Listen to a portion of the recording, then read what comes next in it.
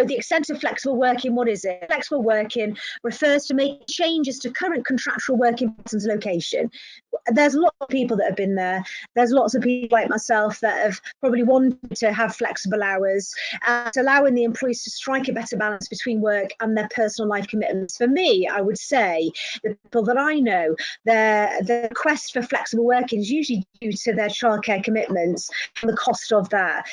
Some employees have a statutory right to make a request for flexible working. So, okay, we're having I think it's the Easter problems today, where it's the Easter break and everything's gone a bit rusty. So, okay, the eligibility. Okay, so the legal right to request flexibility only applies to employees, and your employees need to have 26-week service the time of the application. Now, some firms actually offer flexible working from the word go. You don't legally have to do that. They need 20 weeks, 6 service at the time of the application to do this. They also can't have made a statutory request in the past 12 months. But again, some employees are a little bit flexible. I personally, I'm a reasonable person, and it depends on your business, on the size of your business, but those are the golden rules.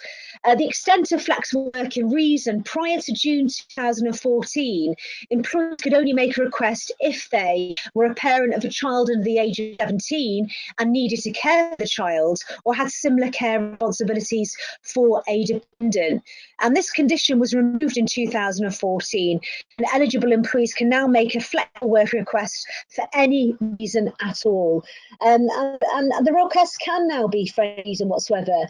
And there is no right for a manager to prioritise one request over another because they believe one reason for the request is more important than the other reason. For me, for example, I might say I want flexible working because I've got 4 dogs, and somebody else might say because I've got a child. Care must be taken to avoid making decisions which could be seen to be discriminatory. So bear that in mind. The extent of flexible working. So the legal right to request flexibility applies to 3 main areas: changing working hours, changing working days, changing location of work to home working. And in reality, these can result in a number of different flexible working arrangements. And a flexible working request may not seem like one of those scenarios at first. Therefore, it's very important that managers understand exactly what changes the employee is requesting. Now, I just wanted to say, because I had a problem with sound at the very beginning, I just wanted to say that flex working has hit the news recently. It's a bit of a buzzword amongst HR professionals, and it's really mooted to help reduce the gender pay gap and make employers more family friendly, help maintain a better work-life balance, amongst others. We've seen it in the news recently, so I'm repeating these paragraphs again, which I don't think you heard at the very beginning. Travelodge has started a big recruitment program, and they're aiming to fill over 3,000 new roles in their business by targeting unemployed parents. Key part of their strategy is trying to make their jobs more attractive by offering flexible working arrangements to attract people that do have childcare commitments and want to fit down their professional life and do want to work. But on the other hand, we've had one of the biggest global banks, which was the Bank of New York Mellon, who recently announced they were working from home for all employees across the globe. And even though they're already undertaking flexible working, once this hit the headlines, people were threatening, legal action. So they had to backtrack on that. So I thought I'd mention that, because I know that with the sound problem at the beginning, we did miss out on that. Those particular statements that I was making. So the extent of working is people changing their hours, changing working days, likely changing their location to home working. But remember, with anything like home working, lone working, remote work, mobile working, we need risk assessment as well if we're going to agree with it, and we need to have a home work agreement in place. So extent of flexible working, flexible arrangements, and these are some of the examples: reducing the number of days worked, for example, from 5 days to 3 days, moving start times later and finish later each day, finishing early every day or on particular days, compressing hours, for example, working 37.5 hours over 4 days rather than 5, shifting working days. So, for example, that would be a Tuesday, Saturday rather than a Monday, Friday, carrying out a job share arrangement with a colleague, which works quite well because especially in a receptionist environment, because what you have is you have two people working together part-time, which can cover for each other. And then HR really getting involved in the movement of shifts. They're doing it amongst themselves, making sure there's always support. I know one particular company over in Deeside, not far from myself in North Wales, where they had a receptionist that was full-time, and every time that she was off, they had to get a temporary worker in to cover, which was difficult. So they then advertised the job for 2 part-time workers, and now they have full cover all the time for receptionists. So it does work out quite well in some situations. We've also got working time, term shifts only, working from home every other day or on particular days. And I think because now we have more parents working and less pressure on the grandparent because they're also working now. Whereas in the old days, you have family members that would help you out. We're seeing less of this. We're seeing more time with people putting their children to childcare, which is difficult enough as it is. It's costly, relying on the employer and looking at jobs that do suit their personal life. So handling a request reasonably. So what do managers have to do? So there's no obligation to accept a flexible working request. And managers have a duty to handle the request in a reasonable manner and within a reasonable time frame. This means you have to consider the request, may approve or decline. They haven't automatically got the right to do it, but they have the right to request it. So remember that golden rule. 26 weeks on request annually. But as I said, there are employers out there that have the flexible working request right from day one. And there's also employers out there that just have a flexible working pattern. In large organisations, that might be difficult to keep an eye on who's in and who isn't in and manage it. So what does handling a request reasonably mean? So it used to be a statutory procedure which outlined how managers should handle requests, and it included deadlines for responding, etc. And this was removed and replaced by the ACAS Code of Practice on handling in a reasonable manner requests to work flexibly. So as with all ACAS codes, this contains best practice guidance for line managers to meet the duty to handle requests reasonably. So therefore, it should not just be ignored, and managers should be aware that the code exists and is easily available to all employees who submit a flexible working request. Quick reminder here for the CIP HR informed users and anybody who's thinking of using us. We have our own guidelines which are aimed at helping the employer manage these requests and implement them, and also the letters and the standard letters are accessible for you to just off and use. An example of best practice guidance contained in the code is, for example, accompaniment. There is no legal right to be accompanied by a colleague or trade union representative at a flexible working meeting to discuss a request if one is held, because this doesn't meet the legal definition of a disciplinary or grievance hearing. However, the ACAS code says that as a matter of best practice, where a meeting is held, the employee should be allowed to be accompanied by a work colleague, saying it's best practice, but it is not the law. So handling a request reasonably, let's remember there was a procedure. There is an ACAS do have a code of practice. It contains best practice guidelines for line managers, including when a meeting is held, once a decision is made, how to inform the employee, and dealing with requests promptly and within 3 months from the receipt. And as I said to you, on CIPD or Inform, there are lots of guidance notes and letters available for you. So handling a request reasonably. What does handling a request reasonably mean? So what we've got here is we have internal flexible working policy. So what I'm going to do at this point is I'm actually going to read out just a standard sort of in your handbook a little bit of one of the policies there on flexible working. So I'm going to read this out to you.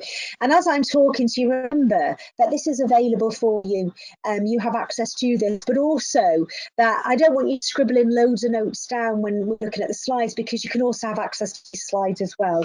So this is the section on flexible working. So providing you're an employee and have a minimum of 26 weeks continuous service at the time of application, you are entitled to request a flexible working arrangement. A request, for example, relate to the total number of hours worked, the times at which you work, or the place of work. All requests for flexible working will be seriously considered. There is no automatic right to be granted a request. Your application must be made in writing, specifying that it is a statutory request. The request must be signed and dated, and you should state whether you have made any previous request, and if so, when you did. You are limited to one statutory request in any 12-month period. You should provide details of the flexible working arrangement you are proposing, when you'd like the change to take effect, and how you think any impact on business, and how you think it impact on the business, your job, and also work colleagues, and how it could be dealt with. And I think that's a really good key to have that in there, because you're suggesting to them, look, if you want us to accept or consider this flexible working request, look at how it's going to impact on our business and have any suggestions available to us. Your request should be sent to your line manager. You will be contacted to discuss your request as soon as it is reasonably practicable. If there is likely to be an undue delay, you will be notified of this in writing. If you are able to make the initial date for discussion, a further date and time will be arranged. That's if you're unable to. If you fail to engage in discussion on both occasions without good reason, the business will consider your application as withdrawn.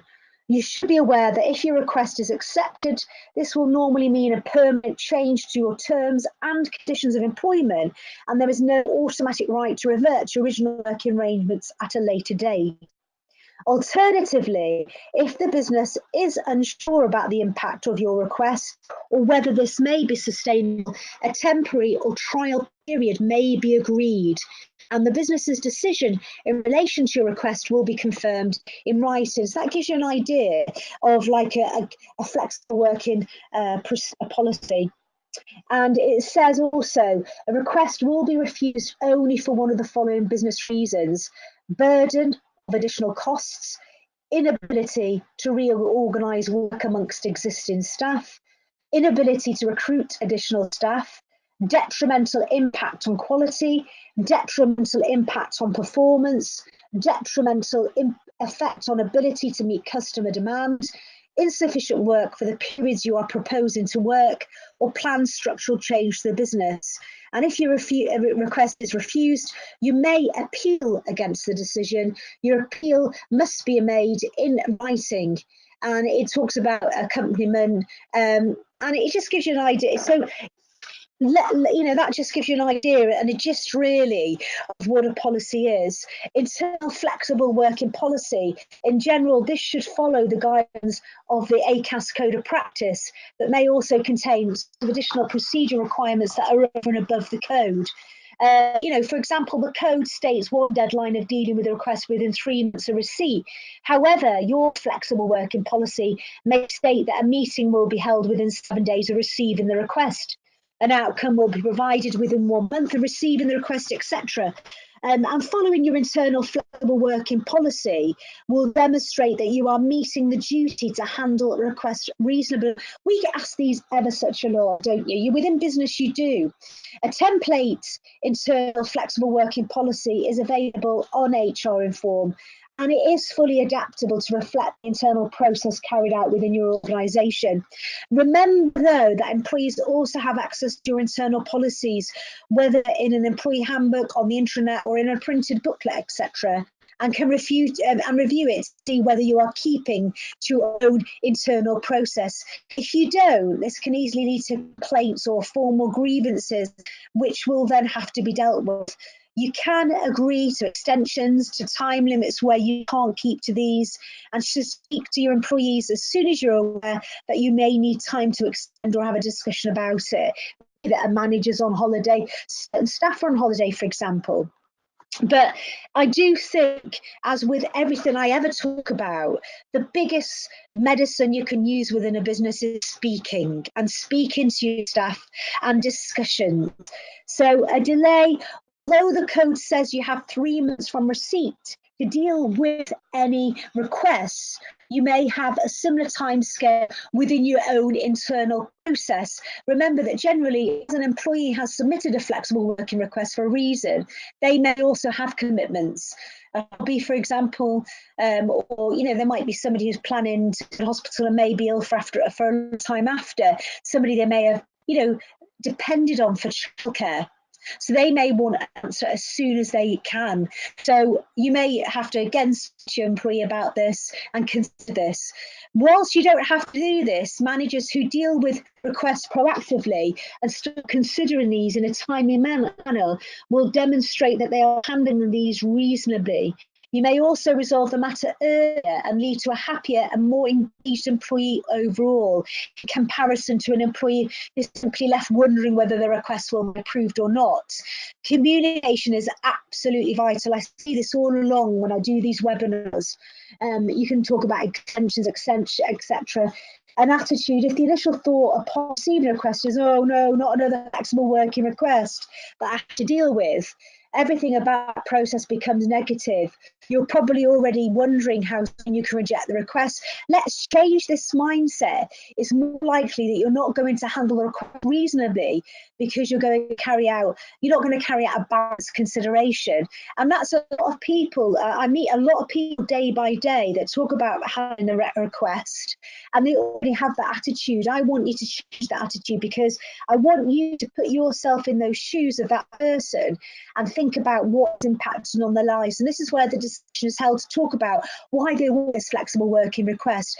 Now, also, I would suggest is that it's about being reasonable. It's about looking at other options. It's looking at it takes a lot to put this request in. Change your attitude, change your mindset, and then you might have a different view. And look at the suggestions that they might have also. Part of the process will require managers to explain how the rest of flexible working change will affect any other terms and conditions of employment. Maybe an employee hasn't actually thought about that. For example, where an employee wishes to reduce the number of days work from 5 to 4 each week, it could have an impact on their holiday allowance, their pay, and potentially other areas. So handling the request reasonably will mean managers sitting down and talking through the impact of the request on the employee themselves, and not just how it impacts the business. So, okay, handling a request again, a common example, an employee's request for flexible working must include the following information: confirmation that it is within the statutory application for flexible working, details of the change requested, date the flexibility is requested to begin, an explanation of the effect the requested change would have on the business, an explanation of how these changes may be dealt with, and a statement confirming whether previous flexible work arrangements have been made and the dates of these. Exactly what I said before, within that policy, really, you're giving them their own guidelines and say, look, if you want this to be as successful, it might be a good idea to put as much information in there as possible. Then it allows you to have the full fact, doesn't it? And as an employee, you see, we want our employees to stay there. A happy employee is a productive employee. And we've all had family-friendly, it doesn't have to be a child. We have family or work commitments that might change the way we want to work. We might not want to change the job and the employer that we work for. So this is where handling a request reasonably and getting all the full facts helps you make a good decision. So, common example. So what do you do if the request doesn't contain that information? So say to the employee that they haven't made a proper request, put it to one side and sort it out later. Speak to the employee and ask them to submit a further information as soon as possible to make a statutory request, or speak to the employee and give them a standard form to request flexible working that provides space for required information. So if you decided, so if you receive a request which doesn't contain every piece of information, what do you actually do? So if you look at options 1 and 2, they're likely to demonstrate that you are not taking duty to handle a request reasonably seriously. The employee is obviously trying to submit a legal request but is failed to do so, and you're effectively just ignoring it. So saying to an employee they haven't made a proper request or put it on side and sort it out later, it doesn't show you that you're considering it fairly. But 3 and 4 are examples of what you can do to show you handle requests reasonably. So you're saying to them, look, I know you put a request in, but we need more information. So please could you put that down in writing for me, or actually give them a standard to help them. So this doesn't mean that you have to accept the request. It's making you have the full facts in front of you. So your decision may be accept it in full, confirm a compromise agreed at the discussion, refuse the request, setting clear business reasons for the refusal. And remember that a flexible working request may actually be a request for workplace adjustments and can trigger your duty to make reasonable adjustments for disabled employees. So as you handle each request reasonably and consider each one on its own basis, and that is really good advice to you. You may have 1 or 2 flexible requests at the same time. Treat each one as a fresh request, even if they're similar. So handle them reasonably. Consider each one on its own basis. The outcome may be different for every request. Some you may be able to accept straight away. Others may need a further period of consideration before being accepted. Compromise arrangements are useful because they will suit both parties and will help both going forwards. So if you are considering using a trial period, the reason has to be real. It can't be a sham or correct reason. The letter confirms the request is refused, should state the reason that is being relied on. An employee can challenge the reason in an employment tribunal. So you've used a trial period. The business reasons for rejection are set out in the legislation. And these are, as I said earlier on, which are in your policy, burden of additional costs, inability to organise work amongst existing staff, inability to recruit additional staff, detrimental impact on quality, detrimental impact on ability to meet customer demand, detrimental impact on performance, insufficient work during periods the employee proposes to work and plans structural changes. So the reason does have to be real. As I said, it can't be made up. It can't be an incorrect reason. Letter confirming the request is refused should state the reason that is being relied on. And remember, an employee can challenge this. This is really important to know that they can appeal. So if you are using a trial period, when you are considering some requests, it may be perfectly clear that one of these business reasons apply. So consider a request from a jewellery shop employee, this is an example for you, who is trained in watch repairs to reduce working hours, so working days from Monday to Friday to Monday to Thursday, but 2 employees are available to work in the shop on a Friday, and the amount of sales shows that this is the busiest day for your watch repairs. It takes a significant amount of time to train an employee to make repairs.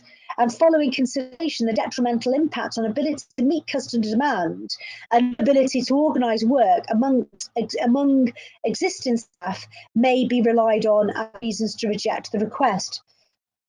As I said to you, it has to be a real reason. You would probably also need to show that you have no other watch repair staff who could come in on the Friday. You can't recruit additional staff who are trained in watch repairs or delay these repairs until the following week. To be honest with you, actually, I don't know that many people that repair watches. So this is an example really that is specific to this particular trade. But we have lots of different businesses listening to us that do have a skilled worker that they employed as a skilled worker and said, I am giving you a contract with me Monday to Friday 9 to 5 because you are this person, and now you're asking to change it to Monday to Thursday, and I don't have any other skilled workers. And again, it depends on the area that you are in, business you are in, and also the type of skilled work you're looking at. So In some cases, however, the practical effort of making the change won't be obvious. So you require to carefully look at that. The benefit of the request of the change in working conditions for the employee, the benefit of the request change for the organisation, and weigh this against any adverse business impacts. You are doing this on a hypothetical basis. So how do you know the benefits, adverse effects, and whether it can be sustained? So examine the reality of the flexible arrangement. What you might use is a trial period.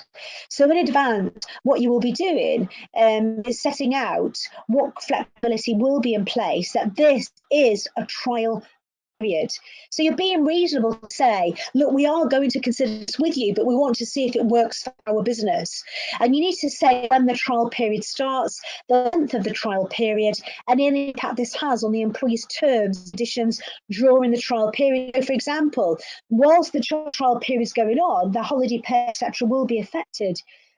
So you use a trial period where the flexible arrangement is put in place. You can measure the benefits, the adverse impact, the impact on colleagues, customer demands, etc. You can then say at the end, yes, this does work for us, or no, this doesn't work for us because of this evidence. Not only does it help to put in place a workable arrangement, but also can reduce complaints from staff who are saying that the decision to reject a request is based on a consideration that doesn't take correct facts into account. You've proved it, haven't you? So to ensure the benefits of using the trial period are realised, also determine how the success of the trial will be measured. So no customer complaints, no deadlines, team productivity levels are maintained at certain levels, whether periodic reviews will take place, and if these can cause the trial to be ended early. What the outcome of the trial period could be is no flexibility agreed, alternative arrangements might be discussed, and employee can make a further request. So, to ensure the manager and employee know how the success of the trial will be measured, would be important to discuss and agree these points. As for how success will be measured, it's important because it is in the control of each party to either make this a success, or where they are unable to do this, to understand exactly why this hasn't worked. Remember, again, HR reform has a template letter which allows you to do this. So, during the trial, proactively monitor the success of adverse impact of the flexible working arrangement. Periodically catch up with the employee and discuss the trial. Make necessary changes during the trial if these are identified. So when I say make necessary changes, if something isn't working, you can make an amendment which would resolve this. Don't just wait until the end of the trial and say it has been unsuccessful. Excuse me, I'm just about to, excuse me. Make the change as soon as it's identified, then continue to review whether the change means the trial is successful or not. So, at the end of the trial, hold the meeting, hold the review meeting with the employee. Ask for an employee's viewpoint on the success of the trial, discuss how the trial has operated, confirm the outcome of the trial, example, the flexible working arrangements continues, an agreed alternative arrangement will commence, the trial more than successful, so the employee can make another flexible working request. And where a permanent change is agreed, ensure a change of terms communication is issued. And again, another letter is available on templates on CIPD HR form as well. So excuse me. So when we manage positively, it's about communication. So do tell your staff that they can take flexible working. Do you tell them that? Do you tell your managers that they can work flexibly? Is flexible working included in job adverts? So use positive language throughout. Requests will be considered. Line managers can reject the request for one of a number of business reasons. Or requests will be approved where possible unless there is a business need which prevents this from happening. So I think what they're saying, is we need to really look at the way we communicate this in our positive language. So when we're saying we're going to consider this and line managers have the right to reject it, it doesn't sound very positive. If we're saying they will be approved where possible, unless there's a business need prevents this from happening, is a more positive approach to the previous one. So non-statutory requests. Are day one requests from staff considered, or do you disregard these immediately? If employees' circumstances change or they're stuck with their previous flexible arrangement until 12 months has passed, so have a policy that non-statutory requests will be considered. Include a consideration process in your internal flexible working policy. Make job applicants aware in job adverts, and make aware that you look at measure business needs. So non-statutory requests are usually where the employee making the request doesn't have 26 weeks service or has submitted a request in the last 12 months. As they are non-statutory, there is no obligation to consider these, and many organisations will simply say no. Submit a request once your 26-week service or 12 months has passed. Positive culture may be created where you do consider requests, whether they have already requested once in 12 months, or they haven't got a 26-week service, which is what I said at the very beginning. Okay, so we may have conflicting requests also. So again, have a positive attitude towards management approach with attention to approve both. No, not that only one will be approved and then choose between. Carry out equal consideration process, discuss alternatives with each employee in a positive and constructive manner, and consider requests on a wider scale. Does anyone else need to have a flexible arrangement that they no longer need, or they want to change it? Can workloads be amended across the team, and can a compromise be spoken about with both employees? Avoid discriminatory decisions. Would you refuse a request from a male employee that would have been approved if a female employee had requested it? Do you unconsciously think requests from certain employees are less important? Do you have a flexible working policy which applies neutrally but could cause a detriment for a particular class or gender of employees? Provide managers with training on avoiding discriminatory decisions. Provide managers with training on handling flexible working requests fairly. I can think of one recent request of a gentleman that has split from his wife. They have a small child, and his wife has now decided to move to another part of the country. And once every 2 weeks, he has to make a train journey to London to pick up his daughter on a Friday and then take her back to where he lives for the weekend, and then make the same journey on the Sunday evening, Monday morning, to return the daughter to his ex-wife. And obviously he's taken a job working 9 to 5 Monday to Friday, and now this has had a massive impact on his working relationship, his working life and his personal life. And so he put a flexible working request in, asked could he have flexible hours to make the time up during the week. And they considered it, and what they considered is condensing the hours to allow him time on a Monday and a Friday to allow him to take his daughter back to the parent down in London, and it's worked quite fine. So managing flexible workers, so supporting flexible workers. We can forget about them, can't we? Out of sight, out of mind. That is the old age saying, isn't it? It comes to play with flexible workers. They might work from home. They might work different hours to the line manager, which means they're hardly ever seen in person. The line manager has easily become distracted with other members of the team that they physically see every day. And forget that their flexible workers need equal care and attention. The above are all areas. So when you look at that, regular catch-ups, keep up to date with internal communication, remind availability of line manager, avoid missing out on training, develop promotion. So these are all areas that you think a worker automatically knows. But with a flexible worker, this may require a few reminders, or their manager being more proactive, remembering that they are part of the team. They have a different schedule. Yes, we know that, but that could lead them to being left out of certain important training sessions or social events. One simple example I'd give you is a manager is busy in and out of meetings all day. The staff located in the office can see that their manager isn't sat at the desk to send the manager an email, but don't expect to reply anytime soon. The flexible worker who is working at home has also sent the manager an email, but can't see how busy they are, so thinks they're being ignored. Using an out of office message or sending a quick reply to the flexible worker saying, I'm in and out of meetings all day, but I'll get back to you as soon as possible. Then prioritising reply to the flexible worker helps reiterate that they're not forgotten about and they're as important as any other office workers. So again, as I say to you, HR does have access to all of this content that I've spoken about today.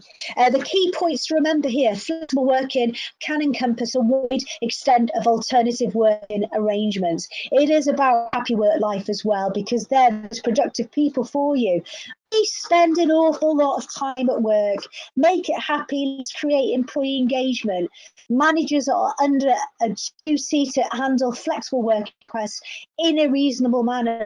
Requests may be accepted or refused for certain business reasons. Alternative arrangements can be agreed. Using trial periods can help the consideration process greatly by looking at the arrangement in practice. As small changes to communication can improve the positivity of the workplace culture. Somebody might get confused family-friendly rights and might think because there's works at the end of the road, that there's a flexible working a case there. It might be just a temporary measure where there's all family-friendly and personal rights that people can implement as a reasonable employer. I want you to be happy. I want you to work for me. I want you to be a happy employee because you are productive. I'm sorry about the sound issue at the beginning. I hope you heard me well enough throughout this presentation. What I would say to you, if you have any questions from today's webinar, please feel free to email us questions. So events@hr-inform.co.uk. My name is Amanda Chadwick. We do allow our speakers to come and speak at any events that you may have. If that's something that you're interested in, again, email in at events@hr-inform.co.uk. If you'd like a trial of our systems and our CIPD HR Inform, please contact us again at events@hr-inform.co.uk. Thank you so much for listening to me. Welcome back to work after the Easter holidays if you had any, and I hope to meet you again soon. Goodbye from me.